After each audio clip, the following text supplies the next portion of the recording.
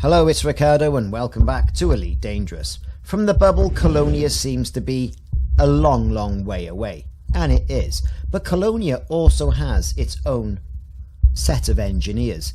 These engineers can give you access to their level of engineering when you're away from the bubble. But in regards to this particular engineer, Mel Brandon, how do you unlock him and what has he got to offer? Well, let's find out.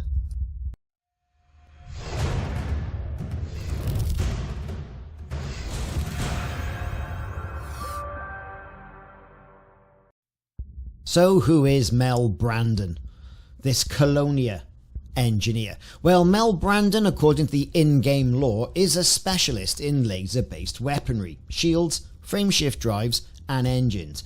He was dishonourably discharged from the Federal Defence Force for disobeying a senior officer, who apparently ordered a combat strike on a Labour protest. But he was popular in the service and retained some of his useful contacts. Many of his comrades in arms have since joined him in his business. And then in fact, as soon as you meet Mel Brandon, he comes up with a funny quip, one of those generated voice snippets. Well, why do some engineers just specialise in one or two things? I specialise in several. Anyway, Mel Brandon is an engineer in the Colonia region who does indeed specialise in all those lovely modules. Some utility modules, thrusters, shield generators. His workshop is located at the Brig in the Luchtaine system.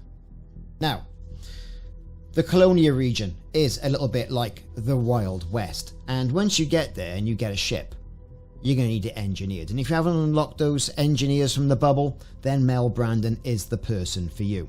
Given access to grade 5 beam lasers, grade 5 burst lasers, grade 5 pulse lasers, and then shield generators, again grade 5, thrusters grade 5, shield boosters grade 5, frameshift drives and frameshift drive interdictors both grade 5, with the only current grade 4 module he supplies is a grade 4 shield cell bank. And that's not bad, especially for an outlying region just like Colonia. So access and discovery for Mel Brandon basically is around achieving grade 3 access plus at least a third progress towards grade 4 with Elvira Martuk. Meeting requirements, however, you attain a friendly or higher relationship with the Colonia Council, this faction obviously in Colonia. Once you get to Colonia, get yourself to Jax.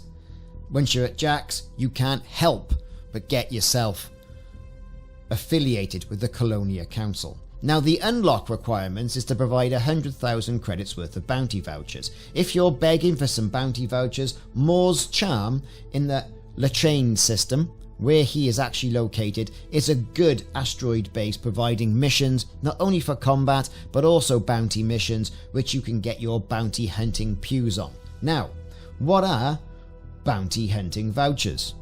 Now, in Elite Dangerous, bounty vouchers are a type of claim that are earned through combat against criminal ships, skimmers, that sort of thing. They can be redeemed at any station's local security office for their full value in credits or at interstellar factors, but you do get that 25% reduction in value. The amount of rewarded credits for each ship does typically vary, and quite greatly to be honest with you, and depends mostly on the ship class and combat rank of its pilot. In general, the larger and higher ranked a ship is, the more credits its bounty voucher will be worth. Collecting bounty vouchers can be viewed under the transaction tab of the left HUD panel.